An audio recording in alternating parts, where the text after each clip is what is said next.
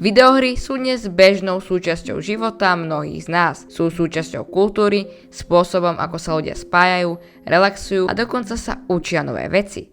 Ale premýšľali ste niekedy nad tým, ako tieto digitálne svety ovplyvňujú váš mozog? Videohry môžu formovať váš mozog rôznymi spôsobmi. Niektoré efekty sú pozitívne, iné môžu byť problematické. V tomto videu sa pozrieme na to, ako videohry ovplyvňujú pamäť, sústredenie, kreativitu a dokonca aj vašu schopnosť riešiť problémy. Videohry, najmä tie zamerané na stratégiu a logiku, posilňujú schopnosti riešiť problémy a zlepšujú kritické myslenie. Štúdia publikovaná v časopise Nature ukázala, že strategické hry môžu zlepšiť flexibilitu myslenia a pomáhajú hráčom prispôsobovať sa novým situáciám rýchlejšie. Hranie hier, ktoré vyžadujú tímovú prácu, pomáha rozvíjať sociálne zručnosti a schopnosť spolupracovať.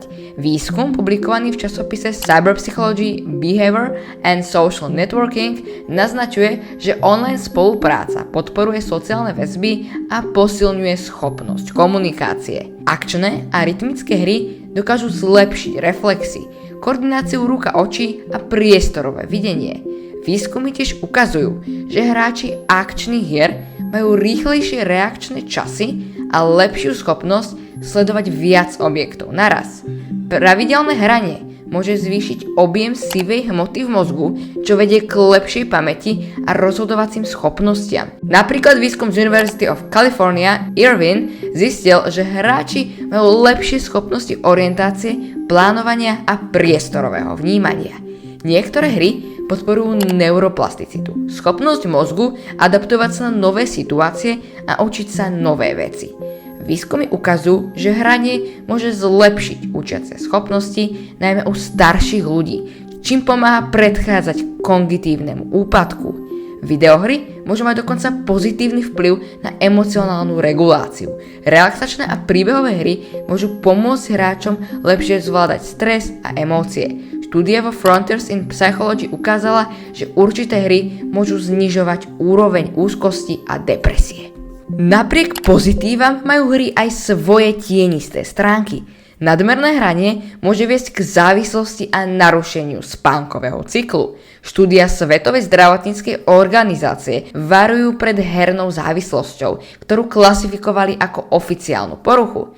Prílišné ponorenie do virtuálneho sveta môže negatívne ovplyvniť akademické výsledky a skutočné sociálne vzťahy. Podľa výskumu Pew Research Center sa hráči častejšie vzdávajú fyzických aktivít, čo môže mať dlhodobé negatívne dôsledky na ich fyzické aj mentálne zdravie.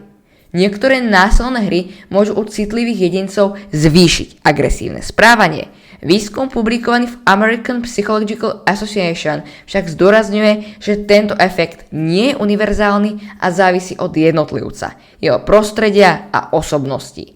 Nadmiera hrania môže ovplyvniť chemické procesy v mozgu, napríklad dopamínový cyklus, čo vedie k pocitom závislosti a strate motivácie pre reálne aktivity. Štúdie ukázali, že dlhodobé hranie mení aktivitu v oblastiach mozgu zodpovedných za odmeňovanie, čo môže spôsobovať problémy so sebadisciplínou.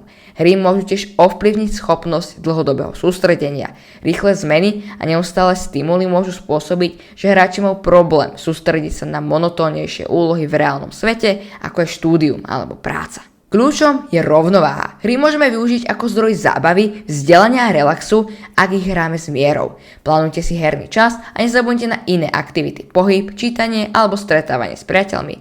Výskum Oxford Internet Institute ukázal, že ľudia, ktorí hrajú hry v rozumnom množstve, majú lepšiu duševnú pohodu než tí, ktorí ich buď hrajú príliš veľa alebo vôbec. V rámci tohoto videa som sa rozhodol urobiť prieskum svojej komunite, že koľko hodín denne hrajú hry moji fanúšikovia a od koľkých rokov začali hrať hry.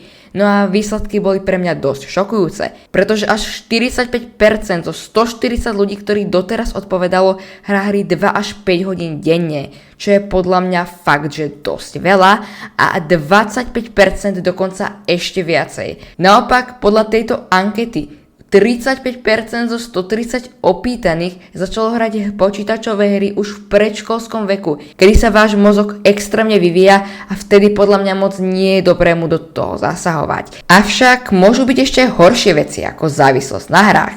O YouTube Shorts mám napríklad celé video. Budem rád, ak zvážiš podporu môjho kanálu lajkom, odberom alebo zakopením môjho členstva.